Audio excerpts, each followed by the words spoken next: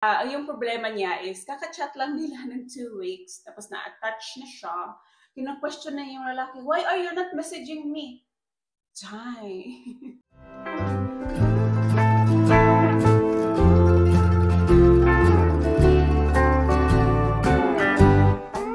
Welcome, standard setters. This is your space to build self-worth, setting boundaries in love and in life. Are you ready to unlock your inner power? Let's make it happen. So our content for today is magbabasa ako ng mga messages. So isang message lang siguro for this video. Yung problema niya is, kaka-chat lang nila ng 2 weeks, tapos na-attach na siya. Kina-question na yung lalaki, why are you not messaging me? Chay. Anyway, basahin na natin. Good day po, Miss Amber. Need your advice lang po. Meron akong kinakausap na Italian. He's 2 years younger than me. Bata pa to. We've been talking for almost 2 weeks now. Na nag-expect ka na mahal ka na. 2 weeks lang pala kayong nag-uusap. I think nagkamali ako na sabi sa kanya na, sabi ko, why are you ignoring me for the past few days? Day, clingy lang. Clingy yan. And he said, do I even have to write you every single day? Ay, tama naman siya. Wala pa siyang obligasyon sa'yo. Chat-chat lang kayo. Hindi kayo magjowa. Demanding ka na. Huwag ganun, girl. Ikaw yung napaka-needy. Na-attach ka agad for 2 weeks. Hinahanap mo na siya, kina-question mo na siya, hindi naka-message sa'yo, wala naman siyang obligasyon sa'yo na mag-visit sa'yo, wala naman kayong relasyon. Ay, naku girl. Chat ka pa ng iba dyan para hindi ka ma-focus itong isa, tapos ma-inlove ka na agad-agad. 2 weeks lang, tapos nag-worry ka nang kina-question mo na siya. Just let him. Pwede siya mag-message and let him. Mag-message siya and then reply. That's it. Mirroring ba? Para hindi kayo masaktan. We just started talking and we are not even in a relationship siguro. Ay, buti na lang aware ka, Day. Naging totoo, emotionally needy ako, tapos di pa niya alam na single mom ako. So, at least aware ka na sa situation mo na needy ka. Maganda to kasi aware ka. You have to switch off that mentality kasi pag ganun ka na, naghabol ka na, sa 2 weeks pa lang, tatakbo yung lalaki din, natatakot yan kasi they will think na you're gonna take away their freedom.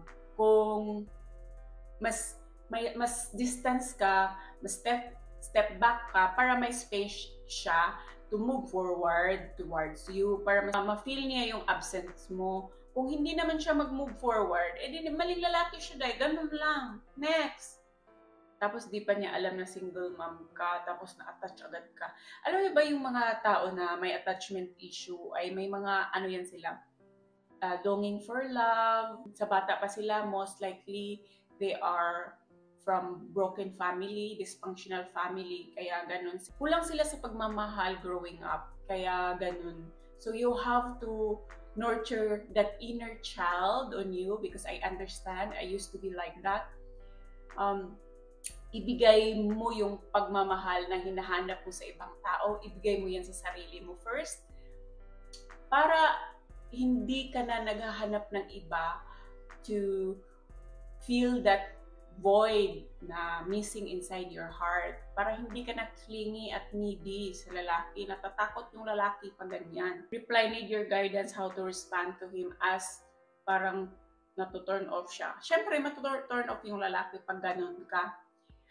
Yung gagawin mo is, hayaan mo lang siya. Huwag mong ilagay sa isip mo na matatakot kang mawala yung tao. Kasi kung ano man yung desisyon ng tao, hindi mo na control yun. So you have to put that on your mindset na there's a lot of things, people in this world that we cannot control. The only we can control is how to respond to it, how to manage our emotion if that situation happen. And when you have that mindset na decision niya yun, na gusto niya niyang umalis, o decision niya yun na ayaw na mag-message sa akin, wala na akong magagawa dun. Kasi hindi ko naman pwede pilitin yung tao. Mas kung pipilitin mo yung tao, habulin mo yung tao, mas lalo na silang mawala, mas lalo na silang lalayo. So, The moment when you pull back your energy, they will feel that. Sila yung mag-bounce back sa'yo. At kung hindi naman, and it's a protection and redirection. Mag-chat-chat ka pa ng iba without expectation kasi you should not expect anyone.